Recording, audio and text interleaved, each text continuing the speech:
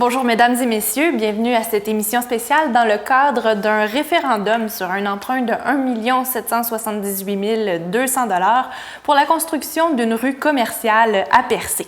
La population sera appelée à voter le 20 novembre.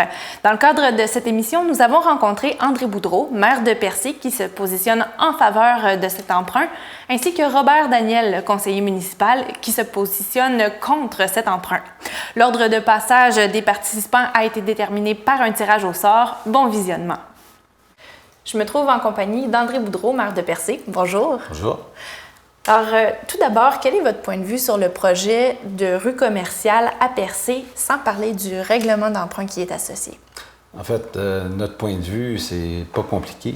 Je suis le porte-parole officiel de la ville de Percé et disons que je représente la majorité des conseillers et conseillères qui ont pris la décision d'aller de l'avant avec ce projet-là. Dans le fond, c'est un projet rentable pour la ville de Percé, qui va se payer tout seul, puis que la ville de Percé ne peut pas se passer. Donc, vous êtes en faveur de ce projet-là dans son ensemble. Maintenant, êtes-vous pour ou contre le fait d'emprunter 1 778 000 $ pour bâtir la rue commerciale?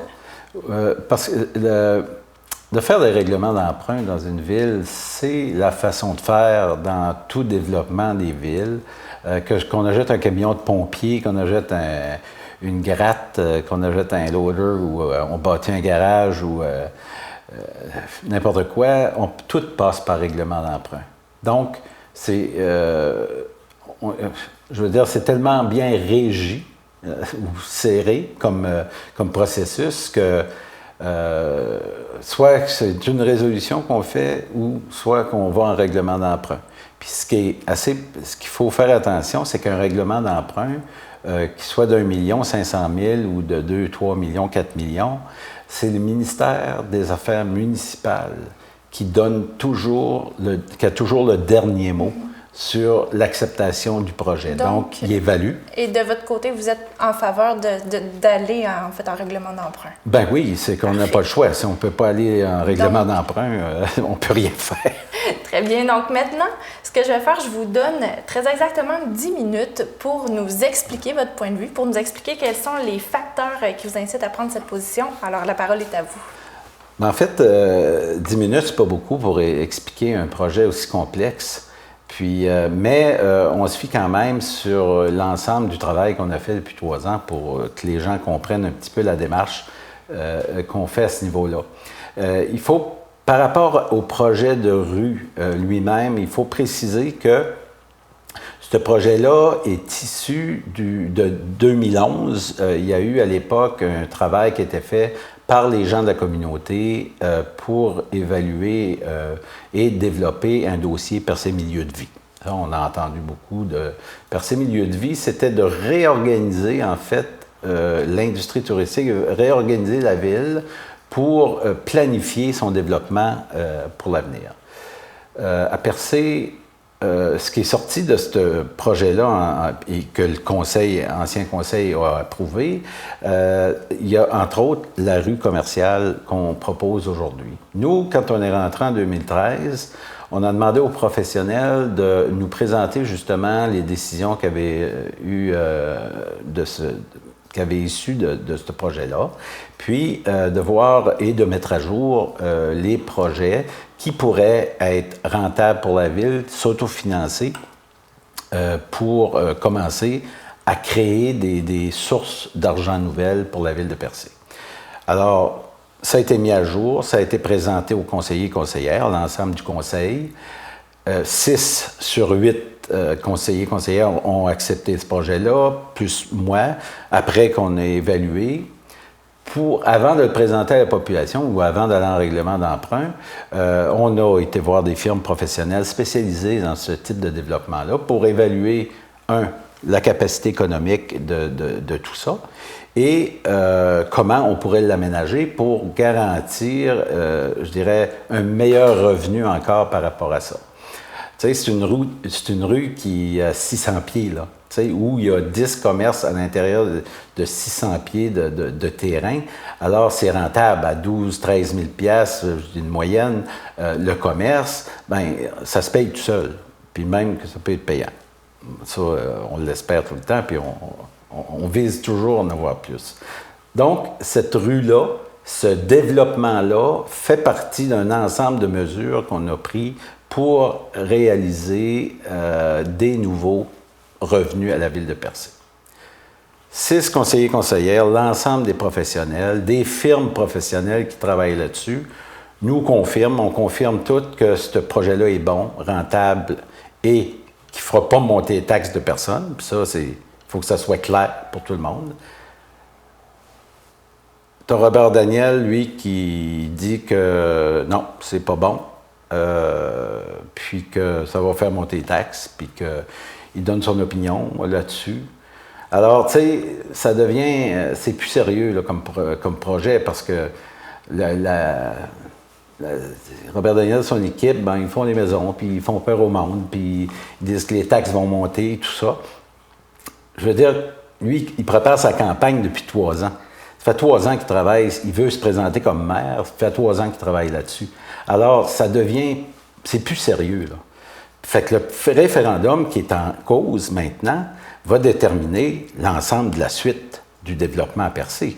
Puis, drôlement, la ville a besoin de nouvelles sources d'argent parce que la population, la démographie, la population se vieillit, elle a moins d'argent, alors il faut trouver des nouvelles sources. Puis, ce que j'ai pas l'habitude de faire, parce que quand c'est un dossier pas tout à fait ficelé, j'aime pas trop en parler avant, mais sauf que là, présentement, je mettrais une nouvelle image, c'est que depuis 3 ans, on travaille à rapailler, à réorganiser cette ville-là, à réorganiser le financement pour dégager pour avoir une marge de manœuvre qui nous permettrait d'avoir d'autres projets. Mais entre autres, l'autre projet, vous voyez sur l'image, notre plan était de mettre en place ou de s'organiser à court terme surtout, pour réasphalter l'ensemble de la ville de Percé. L'ensemble de nos routes, on a 65 km de routes secondaires à entretenir. Elles sont toutes finies tant qu'il y en a une. Puis ça, on le sait, puis il n'y a personne qui va nous apprendre ça. Donc, c'est un projet qu'on est en train d'évaluer pour de le faire en régie interne, compléter nos équipements qu'on a. On a beaucoup d'équipements. Puis, je pense qu'on peut arriver, puis on évalue le dossier de façon assez sérieuse. Puis, je pense qu'on peut arriver à réaliser ce projet-là.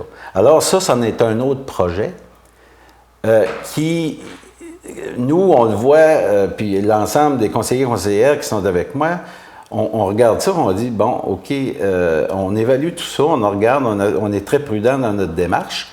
Puis là, est-ce qu'on travaille pour rien? C'est ça qu'on se dit comme conseil, comme ceux qui avancent. Est-ce qu'on travaille pour rien pour cette ville-là? Parce que l'ensemble des projets qui sont sur la table, c'est comme un jeu de domino.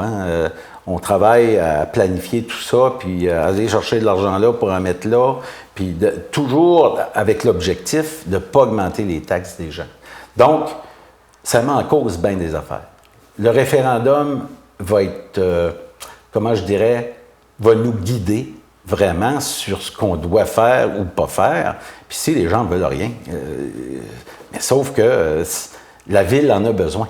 Hein, c'est très important. Ça, il faut que les gens le comprennent. Nous, tout ce qu'on peut dire de plus, c'est que c'est pas vrai que les taxes vont monter.